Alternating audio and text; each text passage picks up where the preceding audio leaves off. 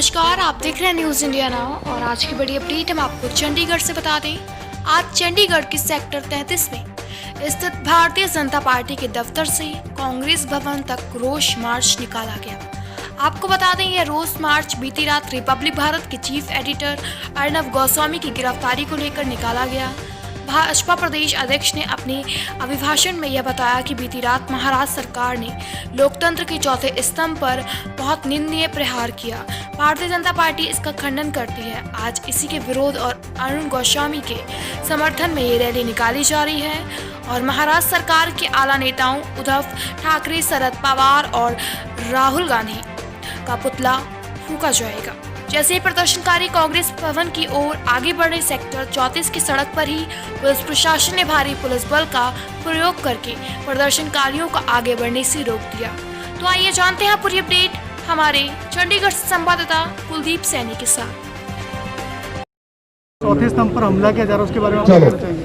मैं समझता हूं जी कि देश में 1975 की इमरजेंसी के बाद आज ये एक अति घृणीय घटना हुई है कि कल सुबह 6:30 बजे एक पुराना जिसकी क्लोजर रिपोर्ट भी कोर्ट में दे दी गई थी, ऐसे केस में देश के एक बहुत ही प्रसिद्ध पत्रकार को, जो लगातार पिछले दिनों से कांग्रेस सरकार का, एनसीपी सरकार का, शिवसेना की सरकार का वो भांडा फोड़ते आ रहे थे, उनके कुकर्मों का पर्दाफाश करते आ रहे थे। और इसी बात से बौखला के उन्होंने 6:30 बजे उनको घर से उठा लिया, उनके बच्चों के साथ, उनकी बीवी के सामने उनको घसीटा गया, उनको मारा गया, उनको पीटा गया।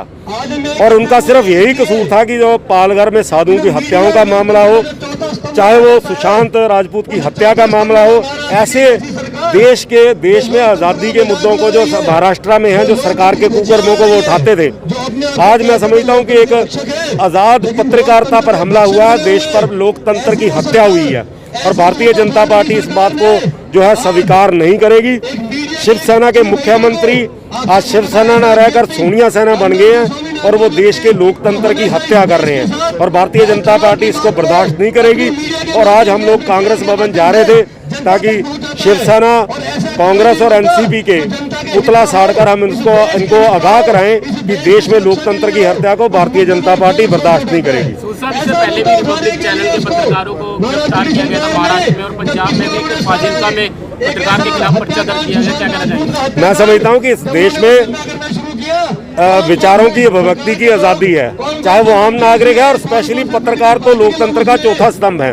इनको पूरी आज़ादी होनी चाहिए और किसी भी पत्रकार के साथ, हो सकता है कल को मेरे खिलाफ कोई पत्रकार रिपोर्ट करता है, ये उसका संवैधानिक हक है, ये उसकी ड्यूटी है। मुझे अच्छा लगे बुरा लगे ये विषय नहीं है, लेकिन उसको उसके काम करने की, उसकी अभिव्यक्ति की आज़ादी होनी चाहिए, विषय ये है। और देश में लोकतंत्र तभी सुरक्षित रहेगा जब इस देश में स्वतंत्र पत्रकारिता रहेगी। देश के लोकतंत्र के लिए प्रेस की अभिव्यक्ति की आज़ादी बहुत जरूरी है।